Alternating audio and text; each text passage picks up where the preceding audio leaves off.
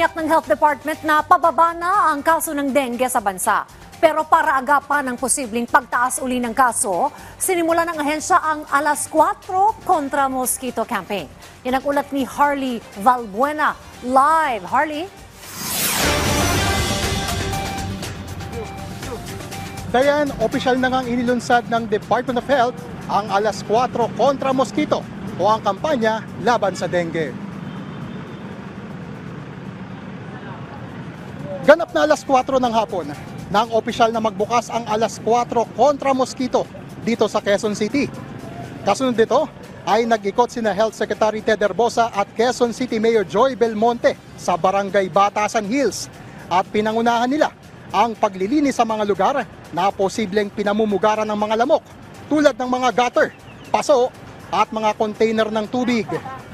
Pumasok din sa ilang bahay si Secretary Herbosa at personal na hinikayat ang mga residente na makiisa sa paglaban sa dengue.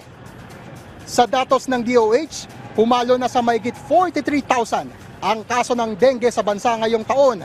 Pinakamataas ang kaso nito sa Metro Manila, Calabarzon at Central Luzon. Sa Quezon City naman kung saan deklarado na ang dengue outbreak, 11 na ang nasawi dahil sa dengue ngayong 2025. Doble kayod ang DOH na maagapan ang pagkalat ng dengue, lalo na't hindi pa pumapasok ang panahon ng tagulan. Well, gusto natin zero. Zero dengue. So, but i-monitor namin, nag-plateau na eh. According to the latest statistics, mataas yung January pataas, tapos parang nag-plateau.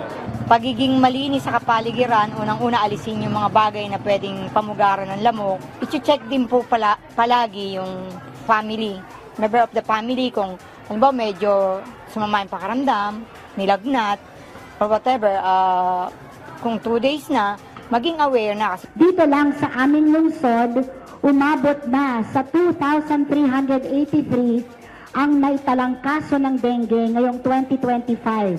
Mas mataas ng 251% sa bilang ng mga kaso sa parehong panahon noong nakaraang taon. Samantala, bukod sa lungsod Quezon, ay sabayan ding inilunsad ang Alas 4 kontra Mosquito sa iba pang lugar sa bansa. Dayan? Maraming salamat, Harley Valbuena.